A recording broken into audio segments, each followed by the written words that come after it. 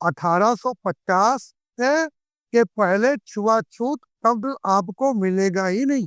मैं गारंटी के साथ कहता हूं, क्योंकि 1850 के बाद भारत की लूट खसोट, भारत के उद्योगों का नाश, उसके कारण उपजी बेरोजगारी, भुखमरी और निरंतर अकालों के कारण करोड़ों की संख्या में मरने वाले लोग, उसने एक समाज में जो भय पैदा किया, समाज ने छुआछूत बरतना शुरू किया, जिसको, या ये कहो कि समाज ने सैनिटेशन और सोशल डिस्टेंसिंग करना शुरू किया, जिसको अंग्रेजों ने छुआछूत से परिभाषित किया कि ये हिंदू धर्म का अंग है। कहीं है तो दिखा कि ये हिंदू धर्म का अंग है। ये व्यवस्था ये व्यवस्था उपजी एक राजनैतिक और सामाजिक परिस्थिति के कारण। मैं इस पर चुनौती देकर के किसी भी प्लेटफॉर्म पे बात करने के लिए किया कि 1850 के पूर्व किसी के द्वारा लिखे गए ग्रंथ में छुआछूत बरतने का निर्देश दिया गया हो, ऐसा हुआ तो भाई, अगर एक दिन है तो रात भी तो होगी। अगर हम शौच बरत रहे हैं तो हम किसी से छुआछूत तो करेंगे ना। हम जब ओटी में ऑपरेशन करने जाते हैं और वास करते हैं, तो या हम किसी दूसरे डॉक्टर की ओटी में जाते हैं और वो वास है, ऑपरेशन करने जा रहा है, तो मैं उसको नहीं छूता, उसको नहीं छूता। ये सैनिटेशन और हाइजीन है और सोशल डिस्टेंसिंग है। ये जब मास लेवल पे हुआ तो उसको उन्होंने छुआछूत की तरह परिभाषित किया।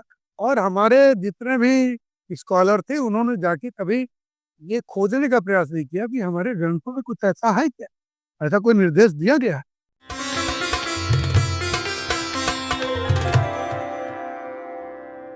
आज हमारे साथ हमारा सौभाग्य है कि डॉक्टर त्रिभुवन सिंह सर प्रयागराज से जुड़े हैं।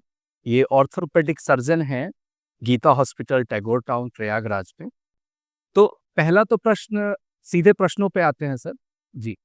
पहला तो प्रश्न जी ये होगा, ये दर्शकों की तरफ से भी हमें आते रहता है कि जो भारतीय उपमहाद्वीप है, उसको एक समय पे सोने की चिड़िया कहा जाता था।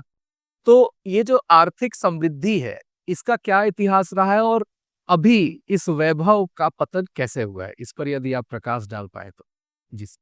ये बहुत अच्छा प्रश्न है आपका, क्योंकि अर्थ ही है जो पूरे संसार को चला रहा है। और अर्थ का केंद्र बदलते ही शक्ति का केंद्र भी बदल जाता। अगर आपको स्मरण हो तो द्वितीय विश्व युद्ध के पहले पूरे अर्थ का, पूरे विश्व का जो शक्ति केंद्र था, वो इंग्लैंड हुआ करता। और द्वितीय विश्व युद्ध के बाद वो शक्ति का केंद्र बदल के अमेरिका हो गया है, क्योंकि अर्थ का केंद्र भी बदल गया है। आज की तिथि में भारत इंग्लैंड से आगे जा चुका है जीडीपी के मान। ये बात सर्वविदित है, सब लोग जानते हैं। प्रश्न यह है कि भारत सोने की चिड़िया था, ये तो सबने सुना है। किसने कहा ये मुझे, मैंने कहीं खोजा तो मिला नहीं। तो सोने का शेर क्यों नहीं, सोने की चिड़िया है, एक बात यह है। दूसरी बात यह है कि सोने की चिड़िया कब से कब तक, इसका कोई लिखित इतिहास है? तो लिखित इतिहास में अभी 2 दशक पहले एक इकोनॉमिक हिस्टोरियन हुए हैं एंगस मैक्सिस, उन्होंने एक पुस्तक लिखी है, the economic history of the world. ये कई बार अब बहुत कॉमन नाम हो चुका है, बहुत से लोग जानते हैं। उन्होंने लिखित हिस्ट्री, जिसको हम कहते हैं लिखित history, written history, written history मतलब आफ्टर द डिसेस 0 AD से 2000 AD तक का economic history of the world दिया हुआ। उनके अनुसार 0 AD से 1500 AD तक भारत विश्व की 35% जीडीपी का प्रोडक्शन। फिर 1500 में ये मुगल साम्राज्य स्थापित होता है। ये हमको बताया जाता है कि मुगल साम्राज्य स्वर्ण काल का था। ये भी एक भ्रम है जो फैलाया गया है। इनफैक्ट 1500 से 1750 के बीच में भारत की जीडीपी में करीब 12-11% की गिरावट होती है, और भारत विश्व की जीडीपी का 25% शेयर होल्डर तब भी बचता है। 1750 के बाद या 1757 में जब ब्रिटिश या ईस्ट इंडिया कंपनी का शासन भारत में हुआ, और अंग्रेजों के जाने के पूर्व 1900 एडी भारत की जीडीपी घट करके जो 25% थी, वहां से घट करके मात्र 2% बची। अब इसी समय में आप वर्ल्ड जीडीपी की जब बात कर रहे हैं, तो हमको जानना चाहिए कि वर्ल्ड की जीडीपी कंट्रीब्यूशन क्या। 1750 तक यूके और यूएसए दोनों का मिला करके वर्ल्ड जीडीपी में कंट्रीब्यूशन मात्र 2%, और जो बढ़ करके 1900 में आते आते दैट बिकेम अराउंड 50 और 60। तो जो ये वैभव जो हमारा था, जो समृद्धि थी, ये इसका इतिहास बहुत पुराना नहीं है। अभी हम 100-200 साल पहले तक भी विश्व के समृद्धतम सभ्यताओं में थे। और उसके पहले की अगर आप बात करें, 2000 साल की पहले की बात करें, तो विश्व के हिस्टोरियंस ने नहीं, लेकिन आपको भारत के और रोमन रोमन सिविलाइजेशन वालों ने भी लिखा हुआ है कि भारत से सिल्क इंपोर्ट करता था रोमन साम्राज्य, और जो सिल्क की कीमत थी वो सोने के बराबर। मतलब अगर 2 किलो सोना और 2 किलो सिल्क, लगभग इस तरह के तुलनात्मक गणना हुई है। और आपको जितने रोमन आपको स्कॉलर्स दिखेंगे, अरिस्टोटल या फिर प्लेटो, वो जो एक सिल्क रोब धारण करते हैं, एक जो कपड़ा पहनते हैं, जो जिसे आप दिखते हैं, वो सारा सिर्फ भारत से जा या चीन से जा। विश्व की समृद्धतम सभ्यताओं में भारत और चीन।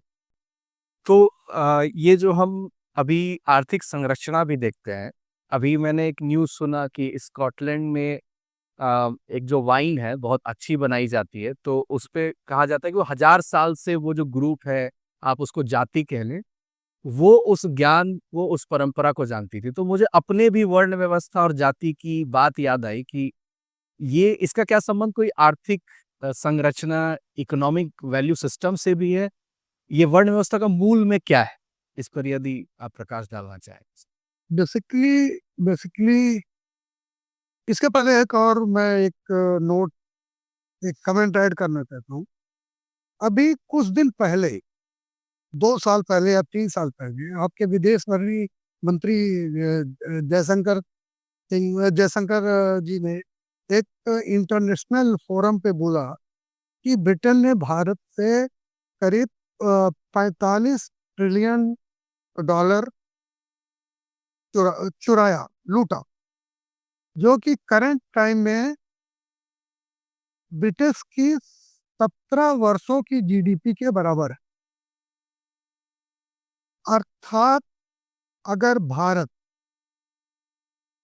रिपरेशन क्लेम करे, क्योंकि ब्रिटेन क्लेम करता है कि वो शासन करने के लिए है, लूटने के लिए नहीं है, रिपरेशन क्लेम करे तो 17 साल की जीडीपी के बराबर उसको पैसा लौटाना पड़ेगा। और अगले अगले मात्र कुछ वर्षों में ही पूरा ब्रिटिश कंगाल हो जाएगा।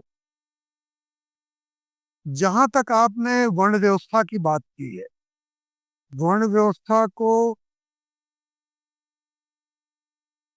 पूरी दुनिया में कोई ना कोई सिस्टम चलता है, सिस्टम के बिना दुनिया नहीं चलती। वर्ण व्यवस्था को अगर आप कुछ शब्दों में समझना चाहें तो उसको ऐसे समझ सकते हैं कि ब्राह्मण का अर्थ है कि मेधा इसकी, इंटेलेक्चुअल इसकी, ठीक। क्षत्रिय का अर्थ है defence forces and administrative forces. वैश्य का अर्थ हर कोई जानता है, इसका अर्थ है ट्रेडर। असली मामला फंसता है शूद्र। शूद्र का अर्थ हमारे शास्त्रों के अनुसार जो service sector, manufacturer, entertainment industry, समाचार इंडस्ट्री, जितनी भी तरह की मैन्युफैक्चरिंग हो सकती है, खनिज पदार्थों से लेकर के वस्त्र या आर्किटेक्चर, ये सब सूत्र के अंदर आते हैं।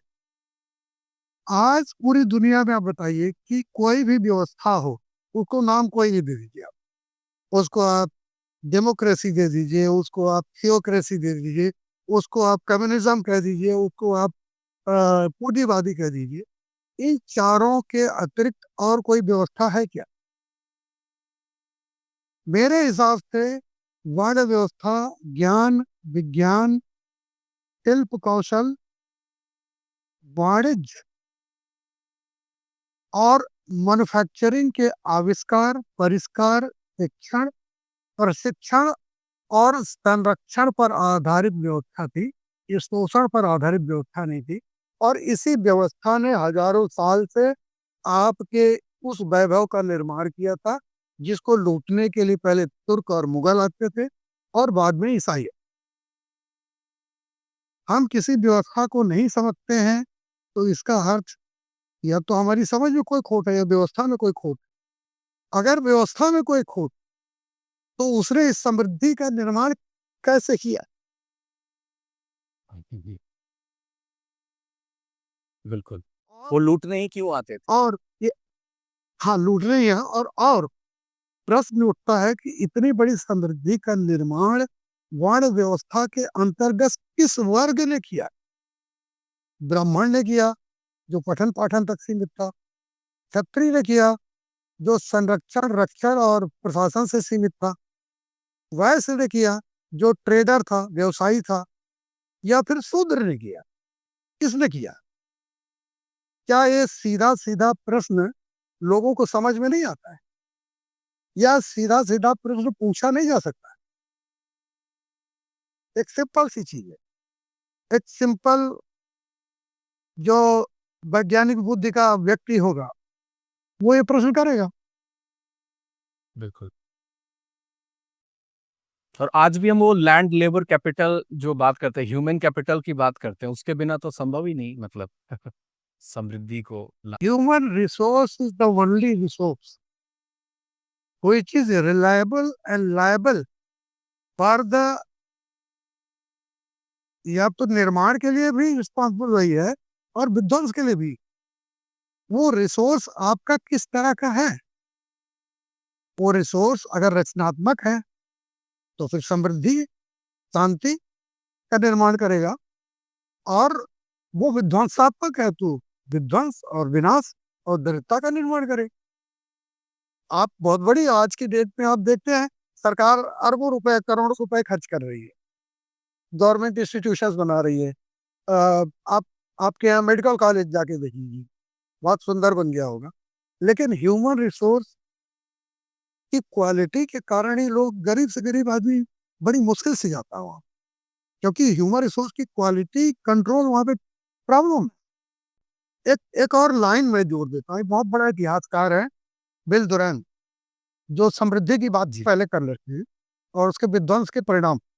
ये पूछना चाहिए कि उस विध्वंस का परिणाम क्या है और वो समृद्धि कैसी थी। उसको बिल दुरैन नामक एक हिस्टोरियन है, वो अमेरिकन हिस्टोरियन है, जिसने स्टोरी ऑफ सिविलाइजेशन नामक एक पुस्तक लिखी, जो 11 वॉल्यूम की। वो भारत में आया था भारत का अध्ययन करने। 1930 में उसने एक पुस्तक लिखी, द केस फॉर इंडिया। आपने पता नहीं सुना है कि नहीं सुना? द केस फॉर इंडिया और इंडिया इन बॉन्डेज, ये दो पुस्तकें हैं। केस फॉर इंडिया बिल दुरैन ने लिखी और इंडिया इन बॉन्डेज जय सुंदरलैंड ने लिखी। जय सुंदरलैंड की पुस्तक 1929 में प्रकाशित हुई और बिल दुरैन की पुस्तक प्रकाशित हुई 1930 में। लेकिन 1930 में ही इसे प्रतिबंधित कर दिया अंग्रेजों ने। क्यों कर दिया?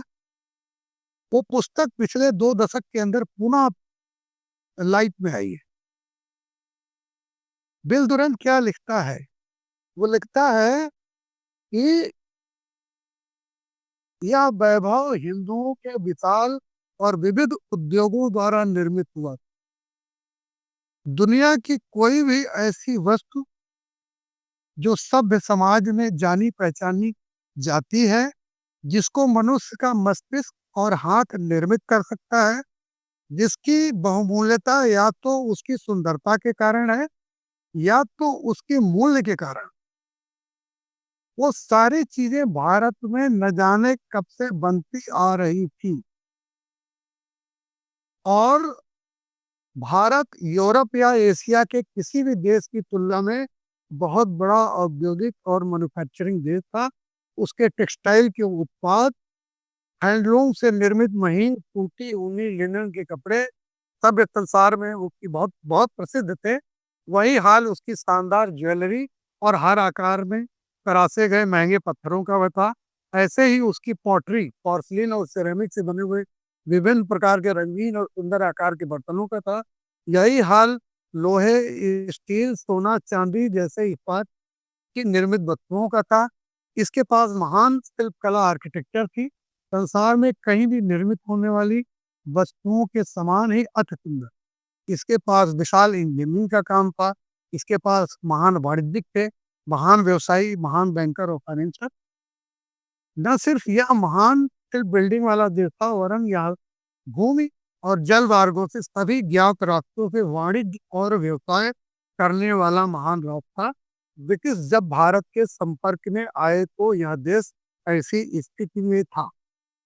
यही धन और वैभव था जिस पर ईस्ट इंडिया कंपनी कब्जा करना चाहती।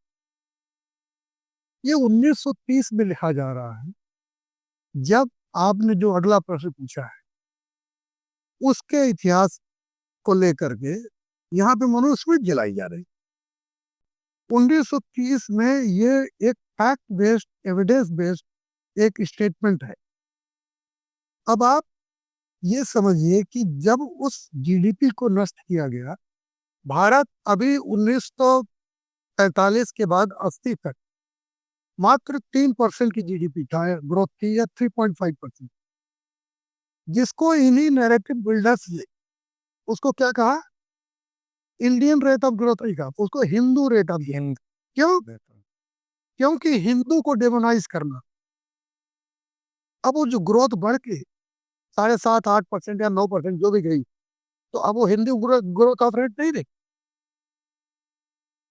तो जो जीडीपी को नष्ट किया गया, तो उसका प्रश्न उठता है कि इतनी बड़ी विशाल जो मैन्युफैक्चरिंग होती थी, प्रत्येक गांव में कपड़े बनते थे, जो लोग बनाते थे उनका क्या हुआ? डॉक्यूमेंट्री एविडेंस है कि 1850 के बाद 1900 के बीच जितने बेरोजगार लोग हुए, इतने लोग बेरोजगार, जाहिर सी बात है बेरोजगारी ही होगी ना। और इतने संक्रामक रोगों की महामारियां एक साथ आई कि 3 से 5 करोड़ लोगों की मृत्यु हो गई। 1919 में, 1918 में ही 2019 की तरह, 2019 कोविड की तरह एक बहुत बड़ी महामारी आई थी, वैश्विक महामारी, जिसमें विश्व में करीब 5 करोड़ लोग मरे थे। भारत में 12.5 करोड़ लोग उससे इन्फेक्ट हुए थे और 1.25 करोड़ लोगों की मृत्यु हो गई थी मात्र 1918 में। मोदी ने इस महामारी में मरने वालों की संख्या को लिमिटेड कर दिया, सिर्फ अनाज देकर। ये नहीं किया था, कुछ और किया था, सिर्फ अनाज देके खाने की व्यवस्था कर। ब्रिटिश शासन में लोग अनाज, अन्न की कमी से मर गए महामारियों में। बेरोज ब्रिटिश शासन के द्वारा पैदा की गई महामारी, भूखमरी और बेरोजगारी के कारण 1813 और 1901 के बीच में बिहार के 4 राज्य, पूर्णिया, गया, 2 और जिलों का नाम लेता है, मुझे याद नहीं है, उसमें 50% से अधिक लोग जो इन व्यापारों पर अपना जीवन यापन हजारों वर्षों से करते रहे थे, वो उससे बेरोजगार हो गए। और 80% लोग वो बेरोजगार हो गए जो इन व्यापारों के ऑक्सिलरी फोर्सेस, ऑक्सिलरी मतलब समझ रहे हैं ना, जैसे मैं नमक का उत्पादन करता हूँ, तो फिर नमक को ले जाने वाला, बेचने वाला। भारत जैसे देश में गांधी को नमक आंदोलन करना पड़ा। इसकी बात नहीं होती है। और इसकी बात होती है कि दलित कहाँ से पैदा हुए। ये वही लोग हैं जो बेरोजगार किए गए। इसीलिए आप आज आपको दलितों में ऐसे ऐसे टाइटल दिखेंगे, जैसे चौहान टाइटल दिखेगा ना। तो जी। चौहान तो एक तरफ से छत्री लाइनेज है, तो दलितों में कैसे चल गई? इसकी भी स्टोरी है कि ऐसा नहीं था कि क्षत्रिय अनादिकाल से सिर्फ रक्षण से संबंधित या ब्राह्मण अनादिकाल से पठन पाठन नहीं करता था। हमारे यहाँ कोई ऐसा प्रतिबंध नहीं था कि तुम दूसरा काम नहीं कर। एक एक हिस्टोरियन का एक वो है, एक ट्रेवलॉग लिखने वाला है टवर्नियर। उसने लिखा था कि आज से 400 साल, 350 साल पहले, कि बहुत से क्षत्रिय अपने क्षत्रिय जो कृत्य है, मतलब रक्षण और प्रशासन से विलग होकर के, अलग होकर के अब मैन्युफैक्चरिंग इंडस्ट्री में आ गए। तो इसका भी इतिहास है कि नमक बनाते थे, लोनिया चौहान कहते हैं उनको। नमक पर एक मोनोपोली कर लिया ब्रिटिश ने, जिसके कारण गांधी को नमक आंदोलन करना पड़ा। तब बेरोजगार हो गए। अभी आपके यहाँ एक राष्ट्रपति हुए थे, इसके पहले राष्ट्रपति कौन थे, क्या नाम था? कोविंद जी। कोली या कोरी, कोली या कोरी से आते हैं। कोरी जात के बारे में लिखा है कि वो वैश्य थे, वैश्य नहीं थे वो, वैश्य राजपूत थे। वैश्य एक लाइनेज होती है वैश्य की। और जो क्या करते थे, जो कि वीविंग का काम करते थे, और उनकी जो स्त्रियां थी वो दाई का काम करती। अभी ये उसने पुस्तक लिखी थी 1872 में, और आज उनको दलित बताया जा रहा है। तो आप ये समझिए कि ये नैरेटिव कहाँ से बिल्डअप हो रहा है। दलित नैरेटिव आया है अमेरिका से, यूरोप से। यूरोप आया ईसाई मिशनरियों के साथ। मिशनरियों का काम भी वही है जो इस्लाम का काम। इस्लाम ताकत के बल पे तो धर्म परिवर्तन करता है, मिशनरियां ताकत का भी उपयोग करते हैं, और आवश्यकता पड़ता है तो नैरेटिव, फर्जी नैरेटिव और घूस और जालसाजी दुनिया भर। जो यूरोपियन जो मिशनरीज आई, उन्होंने पहले, आप किसी भी शहर में जाएंगे उनका कब्जा है, क्रिश्चियनों का कब्जा है। उन्होंने स्कूल के नाम पे, चर्चेस के नाम पे आधे शहर कब्जा कर लिए हैं। नहीं, जब पावर ऑफ सेंटर ब्रिटेन से चेंज होकर अमेरिका गया, तो फिर अमेरिकन मिशनरियों की एंट्री भारत में हुई। अमेरिकन मिशनरियों को शहरों में ईसाई मिशनरियों ने, यूरोपीय ईसाई मिशनरियों ने घुसने नहीं दिया, क्योंकि वहां भी उनका भी काम एक ही है, कब्जा करना, जर जोरू जमीन पे कब्जा। फिर उन्होंने उसको, ईसाइयों को कहिए आप हार्ड पावर के साथ आए, उन्होंने सॉफ्ट पावर का प्रयोग किया, शुरुआत किया, बिल्डिंग किया, जिसको सोशल जस्टिस, ह्यूमन राइट, दुनिया भर का नाम दिया, जिसको सॉफ्ट पावर कहते हैं। उन्होंने सॉफ्ट पावर का उपयोग किया कन्वर्जन के लिए। दलित शब्द वहीं से आता है। दलित शब्द भारत में किसी ने उपयोग नहीं किया। एक स्कॉलर है अरुण गति राय, उन्होंने अंबेडकर के एक पुस्तक लिखी, द कैंडिडेशन ऑफ कास्ट। उसमें एक रूपा विश्वनाथन को कोट करके रूपा विश्वनाथन को लिखती है कि रूपा विश्वनाथन कहती है कि ब्रोकन पीपल, अम्बेडकर के जो ब्रोकन पीपल जो है दलित है। अब ब्रोकन पीपल अम्बेडकर शब्द प्रयोग करते हैं शूद्रों के लिए या बुद्धों के लिए, और वो कह रहे हैं कि ये दलितों के लिए। आप सोचिए कैसे नैरेटिव। इन सच दलित शब्द, एक ब्लैक पैंथर पार्टी बनी थी अमेरिका में, जो कि गोरों के खिलाफ काम करने के। लेकिन वहाँ की जो जासूसी संस्था थी CIA ने और वहाँ के जो प्रशासन ने उसको एंट्री नहीं कर पाया, तो उसको प्रतिबंधित कर दिया। लेकिन वो आइडिया भारत में एक्सपोर्ट, उसको लपका काशीराम DS कोड। इनफैक्ट इसका इसका इसका पर्पज यही है कि हिंदुओं के एक बड़े वर्ग को एक बाड़े में डाला जाए और उस बाड़े से उनको ईसाइयत में ढकेला जाए। इसका पर्पज है हिंदू समाज को, जो फॉल्ट लाइन अंग्रेजों ने क्रिएट किया, उसको चौड़ा करना और सोसाइटी को ब्रेक करना और कन्वर्जन का रास्ता मजबूत करना। और इसके पॉलिटिकल मायने भी ढेर सारे मायने होते हैं, मैं तो एक मायने बता रहा हूँ। अब कास्ट का क्या अर्थ है ये मैं नहीं बता, क्योंकि अंग्रेजी वर्ड शब्द है। लोग कहते हैं कि कास्ट जो है पोर्तुगीज वर्ड कास्टास से आया है, उन्होंने उसको, ये इसके एविडेंस भी है कि कास्ट में दरअसल हमारे यहाँ वर्ण और जाति दो अलग अलग चीजें हैं, और अंग्रेजों या यूरोपियंस के पास इनके लिए कोई अलग अलग शब्द नहीं है। उन्होंने वर्ण के लिए भी वही शब्द प्रयोग किया और जाति के लिए वही शब्द प्रयोग किया।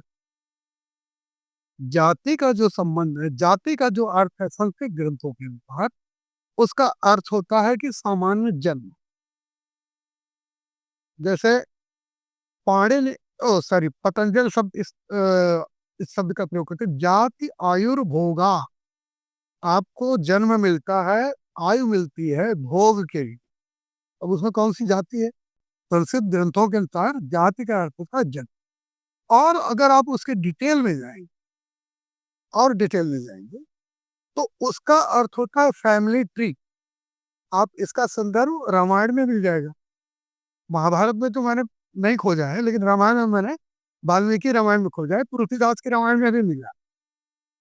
जैसे अब विस्तार से बताऊंगा तो बहुत लंबा हो जाएगा, अभी तक यही तक बाद में हम लोग करेंगे।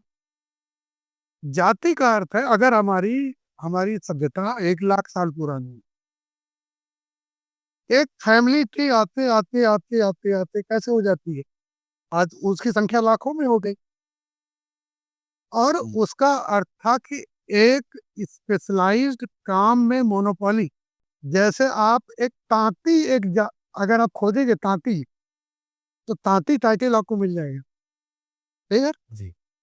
तांती टाइटल, तांती कपड़ों का निर्माण करते थे, वो पूरी फैमिली थी। कि मोनोपोलाइज्ड मैन्युफैक्चरिंग या इंडस्ट्री या सर्विस की एक कम्युनिटी थी जिसको हम जाति कहते थे। कम्युनिटी होती थी, और ऐसा नहीं था कि तुम दूसरा काम नहीं कर सकते, लेकिन अगर मैं अपने काम में ही सुखी हूँ, समृद्ध हूँ, तो मैं क्यों करूंगा दूसरे का काम? और फिर मैं जो अपने बाप से सीख सकता हूँ, जो मैं खेल खेल में सीख सकता हूँ, उसके लिए मैं कोई स्कूल क्यों ज्वाइन करूंगा, इंजीनियरिंग कॉलेज क्यों ज्वाइन करूंगा? तो जाति का अर्थ ये था। अंग्रेजों ने इसको वर्ण को और कास्ट को सब मिला करके एक कर दिया कि कास्ट। अब हम, भारतीय संविधान हमको कहता है कि अपनी जाति लिखो क्षत्रिय। भाई मेरी वर्ण है क्षत्रिय, मेरी जाति है सूर्यवंश, लेकिन तुमको जब पता नहीं है तो मैं क्या कर सकता हूँ केवल? आप अपने ही देश के साहित्य को आप नहीं पढ़ सकते हैं, तो इसमें क्या कर सकता है देश? क्योंकि ये mental intellectual bankruptcy, intellectual prostitution कह रहा है। हमारे देश का चमार अगर चमड़े का जूता बनाता रहेगा तो बाटा समृद्ध कैसे होगा? तो यही है माइंड मैनिपुलेशन और माइंड सेट करना, जो कि नैरेटिव बिल्डिंग के माध्यम से पिछले 100 वर्षों से किया गया है। बहुत से लोग आपत्ति उठाएंगे, ठीक है, मैं तैयार हूं सुनने के लिए, आपकी क्या आपत्ति हो सकती है। अछूत शब्द, अस्पृश्य शब्द किसी संस्कृत ग्रंथ में है ही नहीं। कोई खोज के लाके मुझे दिखा दे तो मैं उसको 20 लाख 10 लाख रुपए का इनाम दूंगा। अछूत, अस्पृश्य शब्द किसी भी संस्कृत ग्रंथ में नहीं है, लेकिन फिर शौच शब्द है जिसका अर्थ होता है सैनिटेशन। लेकिन अब इस चीज को, इस कोविड के आने से इसको ज्यादा अच्छे से समझा जा सकता। अभी कोविड आया, कोविड-19 आया, तो पूरी दुनिया में एक ही फार्मूला चला, कोई दवाई काम नहीं है। सोशल डिस्टेंसिंग और सैनिटेशन। करोड़ों अरबों के सैनिटाइजर बिक गए। और सोशल डिस्टेंसिंग भाई साहब क्या है? छुआछूत के अतिरिक्त 1850 से के पहले छुआछूत शब्द आपको मिलेगा ही नहीं। मैं गारंटी के साथ कहता हूं, क्योंकि 1850 के बाद भारत के लूट खसोट, भारत के उद्योगों का नाश, उसके कारण उपजी बेरोजगारी, भुखमरी और निरंतर अकालों के कारण करोड़ों की संख्या में मरने वाले लोग, उसने एक समाज में जो भय पैदा किया, समाज ने छुआछूत बरतना शुरू किया, जिसको, या ये कहो कि समाज ने सैनिटेशन और सोशल डिस्टेंसिंग करना शुरू किया, जिसको अंग्रेजों ने छुआछूत से परिभाषित किया कि ये हिंदू धर्म का अंग है। कहीं है तो दिखा दीजिए हिंदू धर्म का अंग है। ये व्यवस्था उपजी एक राजनीतिक और सामाजिक परिस्थिति के कारण। मैं इस पर चुनौती देकर के किसी भी प्लेटफॉर्म पे बात करने के लिए तैयार कि 1850 के पूर्व किसी के द्वारा लिखे गए ग्रंथ में छुआछूत बरतने का निर्देश दिया गया हो, ऐसा हुआ तो भाई, अगर एक दिन है तो रात भी तो होगी। अगर हम शौच बरत रहे हैं तो हम किसी से छुआछूत तो करेंगे ना। हम जब ओटी में ऑपरेशन करने जाते हैं और वास करते हैं, तो या हम किसी दूसरे डॉक्टर की ओटी में जाते हैं और वो वास है, ऑपरेशन करने जा रहा है, तो मैं उसको नहीं छूता, उसको नहीं छूता। ये सैनिटेशन और हाइजीन है और सोशल डिस्टेंसिंग है। ये जब मास लेवल पे हुआ तो उसको उन्होंने छुआछूत की तरह परिभाषित किया। और हमारे जितने भी स्कॉलर थे, उन्होंने जाके कभी ये खोजने का प्रयास नहीं किया कि हमारे ग्रंथों में कुछ ऐसा है क्या, ऐसा कोई निर्देश दिया गया है। वो तो आई थिंक इंग्लिश की ही साइटेशन कर करके ना, उन्हें संस्कृत आती थी ना। वो तो मेहनत का कार्य है। वो तो अब अब अब टचेबल और अनटचेबल दो शब्द है। अंबेडकर के साहित्य में भी मिलेगी, अंग्रेजों के साहित्य। इसका हिंदी राज्य हुई सछूत और अछूत। तो भैया हम कह रहे हैं कि किसी संस्कृत ग्रंथ में, किसी ब्रज ब्रज के ग्रंथ में, किसी मैथिल के ग्रंथ में, किसी हम अवधी भाषा के ग्रंथ में, किसी साउथ इंडियन के भाषा के ग्रंथ में अछूत और सछूत से मिलता हुआ शब्द, टचेबल और अनटचेबल से मिलता हुआ शब्द दिखा दो, हम आपकी बात मान जाएंगे। ये हिंदू धर्म में 3000, 5000, 10,000 साल से प्रैक्टिस हो रही। तो मूलतः मूलतः चर्चा से बात यही समझ में आई सर कि किसी पार्टिकुलर टाइमलाइन में कोई घटना हुई हो, उसको एक सामाजिक एंगल देना, फिर उसको सांस्कृतिक, और फिर कहना कि ये धार्मिक एंगल भी है, मतलब ये आपके धर्म का ही हिस्सा रहा है। तो ये जो सुपर इम्पोजिशन और जो नैरेटिव बिल्डिंग है, मूलतः यही रही है।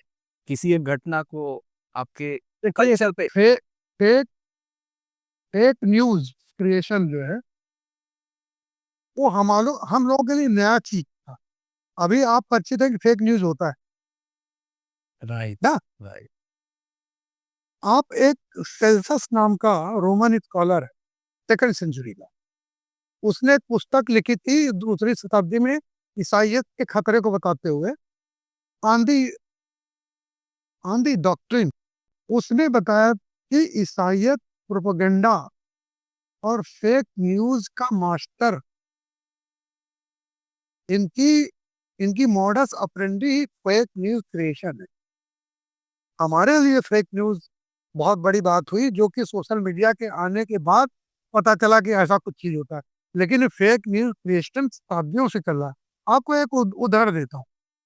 आज से कुछ वर्ष पहले आपकी मीडिया ने, हमारी मीडिया ने, पूरे विश्व मीडिया ने बताया कि इराक के पास वीपन ऑफ मास डिस्ट्रक्शन है। बताया। और उसने अमेरिका और नाटो को वैश्विक सैंक्शन दिलवाया, एक न्यूज क्रिएट करके कि वो उसके ऊपर अटैक कर सकता है। उन्होंने इराक को नष्ट किया। आईएस जैसी संस्थाएं क्रिएट की। हजारों लाखों यजीदी स्त्रियों और लड़कियों को बलात्कार हुआ, उनको कौड़ियों के दाम पे बेचा गया। इराक में क्या वेपन ऑफ मास डिस्ट्रक्शन मिला? किसी ने पलट के अमेरिका से और वैश्विक मीडिया से पूछा कि तुमने ये फेक न्यूज क्यों चलाई थी? क्यों?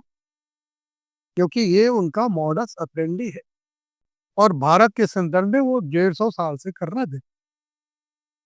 विलियम जोन्स के बाद ये जो प्रकरण शुरू हुआ था तो आज तक चल रहा है पूरे विश्व में।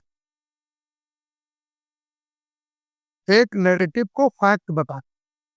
आपका बहुत-बहुत धन्यवाद, आपका कीमती समय देने के लिए। और आई थिंक एक टोन सेट हुआ है, कभी हम फिर आपको कभी समय मिले तो अब एक-एक मुझे जहाँ तक समझ में एक ही टॉपिक को हम 1 घंटे तक बात कर सकें ताकि उसका एक कम पिक्चर हो। बहुत बड़ा टॉपिक है दरअसल, ये बहुत बड़ा टॉपिक है, इसके लिए मुझे 10 साल रिसर्च करना। बिल्कुल। यानी इसके इस पुरुषार्थ के लिए भी बहुत धन्यवाद सर आपको। इट्स अ स्कॉलरली वर्क जो आपने किया है और आप और भी पुस्तकें पब्लिश करें। आशा है कि जी, जी सर। धन्यवाद, धन्यवाद।